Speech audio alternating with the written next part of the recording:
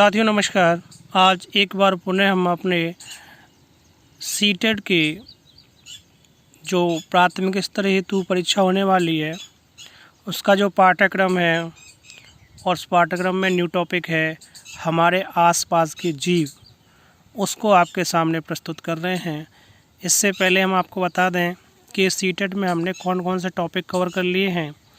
तो इसमें हमने जल, जीवाणु, विषाणु और अन्य रोग, कौन से रोग किस जीवाणु से होते हैं, राष्ट्रीय पार्क, महत्वपूर्ण तिथियाँ, विटामिन्स, खनिज लवण, ये टॉपिक हमने कवर कर लिए हैं। तो आज हम अपने न्यू एपिसोड में पढ़ेंगे हमारे आसपास के जीव। ये बहुत इम्पोर्टेंट है, यहाँ से प्रश्न कई बार आते हैं। तो पहला है इसमें हाथी के बारे में जानते हैं कि झुंड में सबसे आगे सबसे बुजुर्ग हथनी चलती है। जो हाथियों का झुंड होता है उसमें सबसे आगे कौन चलता है? सबसे बुजुर्ग हथनी चलती है। फैक्ट है, यानी कि हाथी नहीं चलता है, जो सबसे बुजुर्ग जो हथनी होती है वही झुंड में सबसे आगे रहती है।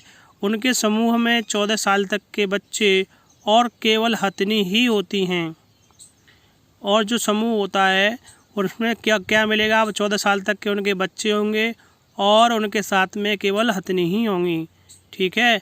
अगला, इनमें कीचड़ में रहना, इनको कहाँ रहना अच्छा लगता है? कीचड़ में रहना अच्छा लगता है, क्योंकि ठंडक मिलती है। क्या मिलता है? ठंडक। सोने का समय, इनका सोने का समय कितना होता है? 2 से 4 घंटे होता है। एक सामान्य हाथी एक दिन में 100 किलोग्राम घास फूस खा लेता है। हाथी के बच्चे का वजन 200 किलोग्राम होता है। फैक्ट है, हाथी के बच्चे का वजन 200 किलोग्राम होता है। इनके कान कैसे होते हैं? इनके कान पंखे की तरह होते हैं। ये तो हाथी के बारे में आपको जानकारी हो गई। अब जानते हैं टाइगर, जिसे बाघ कहते हैं। अंधेरे में देखने की क्षमता हमसे ज़्यादा 6 गुनी होती है। हमसे, जो हम सामान्य लोग जब देख सकते हैं अपनी नग्न आँखों से, उससे 6 गुना ज़्यादा टाइगर देख लेता है। इनकी गरजने की आवाज़ 3 किलोमीटर तक सुनाई देती है। 3 किलोमीटर तक इनकी आवाज़ को सुना जा सकता है। इनकी मूंछें हवा में होने वाले कंपन को आसानी से भांप लेती हैं। इन्हें अपनी मूंछों से पता चल जाता है कि कहाँ पर कंपन हो रहा है। इनके कान बहुत ही सक्रिय होते हैं। ये शिकार के द्वारा हिलाए गए पत्ते वो हवा के द्वारा हिलाए गए पत्तों के बीच आसानी से अंतर कर पाते हैं। इसका मतलब ये है कि कोई पत्ता अगर हवा से हिल रहा है तो भी वो पहचान लेते हैं। अगर कोई शिकारी वहाँ पर आया है, उसकी वजह से कोई पत्ता हिल रहा है, तो भी वो उसे पहचान लेते हैं। शिकार जैसे कि जानवर, कोई छोटे अन्य जिसको ये मारकर खा जाते हैं, अगर उनके द्वारा पेड़ कहीं हिल गया तो वो पहचान लेते हैं कि ये किसी शिकार ने हिलाया है या फिर हवा के द्वारा हिला है। और इसी में आगे है, ये शिकार के लिए जाते हैं तो अपना मल मूत्र अपने इलाके में ही छोड़ जाते हैं, ताकि कोई और बाघ इनके इलाके को पहचान ले। जैसे ये अपने इलाके से किसी दूसरे इलाके में प्रवेश करते हैं तो वहाँ उस एरिया में अपना मलमूत्र छोड़ जाते हैं, जिससे कि कोई और बाघ आए तो वो पहचान ले कि ये किसी दूसरे बाघ का इलाका है। अगला है स्लॉथ बियर। ये भालू जैसा दिखने वाला जानवर है। स्लॉथ बियर क्या होता है? ये भालू जैसा दिखने वाला जानवर है। ये 18 घंटे सोता है और पेड़ से उल्टे लटक कर। कैसे सोता है ये? पेड़ से उल्टे लटक करके ही सोता है, यानी जब भी रहता है पेड़ से उल्टा लटक करके ही रहता है। ये जिस पेड़ पर रहता है उसी के पत्ते खा जाता है। उस पेड़ को जब तक नहीं छोड़ता, यानी जिस पेड़ पर रहता है उसी को पत्ते खाता है, और उस पेड़ को तब तक नहीं छोड़ता है जब तक उसके सारे पत्ते न खा ले। इस तरह यह अपने 40 साल के जीवन में 7 से 8 पेड़ ही खा लेता है।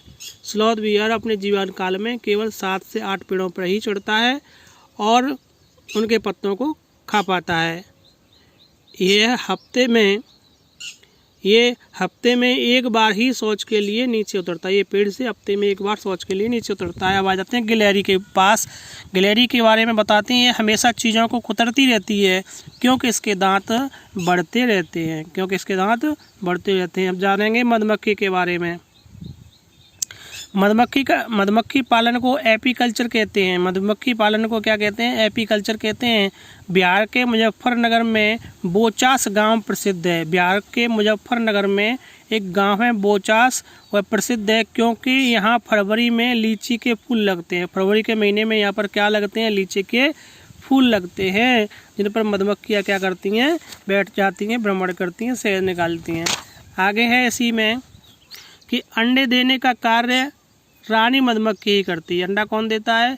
अंडे देने का कार्य रानी मधुमक्खी ही करती है।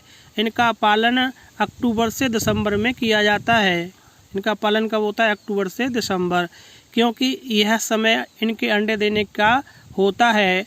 ऐसा व्यवहार, जिस तरीके से मधुमक्खी व्यवहार करती है, छत्ते में रहती है, सभी साथियों के साथ में रहती है, वैसे ही और कौन कौन से रहते हैं? दीमक भी साथियों के साथ ही रहती है, चींटियाँ भी साथियों के साथ रहती, ततैया भी ऐसे ही रहती हैं समुदाय के साथ में। तो ऐसा व्यवहार दीमक, चींटी, ततैया में भी पाया जाता है, जैसा व्यवहार मधुमक्खियों के अंदर होता है। अब जानेंगे चींटियाँ। चींटियों का व्यवहार एक पंक्ति में चलने वाला होता है, क्योंकि रानी चींटी एक गंध छोड़ती है और बाकी चींटियाँ उसे सूंघते हुए एक दूसरे के पीछे चलती हैं। चींटियों का व्यवहार कैसा पाया जाता है? एक पंक्ति में चलने वाला होता है, क्योंकि रानी चींटी एक गंध छोड़ती हैं और बाकी चींटियाँ उसे सूंघते हुए एक दूसरे के पीछे चलती हैं। सांप, जानते हैं सांपों के बारे में? ये 4 प्रकार के होते हैं: दुबोइया, करैत, अफाई और नाग। इन्हें सुनाई नहीं देता है, केवल शिकार द्वारा उत्पन्न कंपन अपनी जीभ से महसूस करते हैं। जब कोई शिकार आसपास आता है और जब वो कंपन करता है ज़मीन पर, उसके चलने की आवाज़ होती है, वो उसे किससे पता करते हैं? अपनी जीभ से महसूस करते हैं। इनके काटने वाले 2 दांत होते हैं। जब कोई इनको नुकसान पहुंचाता है तो ये क्या करते हैं? ये उसको खा जाते हैं। क्या करते हैं? इनके काटने वाले 2 दांत होते हैं जो खोखले होते हैं, इनमें जहर भरा होता है। सांप से काटे हुए व्यक्ति को बचाने के लिए दवा सांप से ही बनती है, जिसे सीरम कहते हैं। सांप को कोई व्यक्ति काट लेता है, सांप अगर किसी व्यक्ति को काट लेता है तो उसके जहर को निष्प्रभावी करने के लिए हमें जो दवा बनाई जाती है वो किससे बनाई जाती है? सांप के जहर से बनती है, और जिसे क्या कहते हैं? सीरम कहते हैं। इनके कान नहीं होते हैं, ये अपनी जीभ व त्वचा से कंपन को पहचानते हैं। ये अपनी जीभ और त्वचा से ही क्या करते हैं? कंपन को पहचान लेते हैं। अब जानते हैं कौवा के बारे में। कौवा अपना घोंसला सारे पक्षियों में सबसे ऊंचा बनाता है।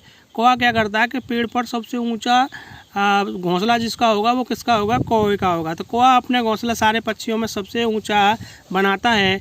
कोयल अपने अंडे कौवे के घोंसले में देती है। कोयल अपने अंडे कहाँ पे देती है? तो कोयल अपने अंडे कौवे के घोंसले में देती है, जिनको कौवा ही सेता है, यानी कौवा ही उसकी देखभाल करता है। किसके? कोयल के अंडों की। और कोयल अंडे कहाँ देती है? कौवे के घोंसलों में। पहाड़ों पर सबसे ऊंचा घोंसला चील बनाती है। पहाड़ों पर सबसे ऊंचा घोंसला किसका होता है? चील का होता है। नोट, सर्दियों में लंबे समय के लिए सोने चले जाते हैं। कौन चले जाते हैं? छिपकली। सर्दियों में लंबे समय के लिए सोने के लिए चले जाते हैं छिपकली। अब जानेंगे पक्षी। पक्षियों के बारे में थोड़ा सा और स्पेशल जान लें कि पक्षियों की गर्दन लचीली होती है, क्योंकि इनकी आँखों की पुतलियाँ इंसानों की आँखों की तरह घूम नहीं सकती। इनकी जो पुतली होती हैं वो स्थिर होती हैं, इसलिए ये क्या करते हैं? बार बार अपनी गर्दन को हिलाते हैं और चारों तरफ देखते हैं। जिन जानवरों के शरीर पर बाल होते हैं और कान बाहर की ओर दिखाई देते हैं, यानी जिन जानवरों के शरीर पर बाल होते हैं और कान बाहर की ओर दिखाई देते हैं, वे क्या करते हैं? वे बच्चे देते हैं। जैसे इंसान है वो बच्चे देते हैं, कुत्ता है, हाथी है, वो क्या करते हैं? बच्चे देते हैं। उसी प्रकार जिन जानवरों के शरीर पर बाल नहीं होते हैं और कान नहीं होते हैं, वो क्या करते हैं? वे अंडे देते हैं। जैसे आप मान लीजिए सर्प को मान लीजिए, सर्प क्या करता है? अंडे देता है, क्योंकि उसके कान नहीं होते। रात में दिखने वाले जानवरों को हर वस्तु काली और सफ़ेद दिखाई देती है। फैक्ट है कि रात में देखने वाले जानवरों को हर वस्तु 2 ही रंगों में दिखाई देती है। वे कौन से हैं? काले और सफ़ेद। तो साथियों, अभी तक हमने यहाँ आपको इस टॉपिक में बताया किसके बारे में? हमारे आसपास जो जीव हैं उस टॉपिक के बारे में। इसलिए आप इस टॉपिक को यहीं तक पढ़िए। ये टॉपिक आपके लिए बहुत ही लाभप्रद होने वाला है। सीटेट में इससे बाहर कुछ भी नहीं जाएगा। तो साथियों, आप इसे पढ़िए, शेयर कीजिए, कमेंट कीजिए और स्वस्थ रहिए, मस्त रहिए। धन्यवाद।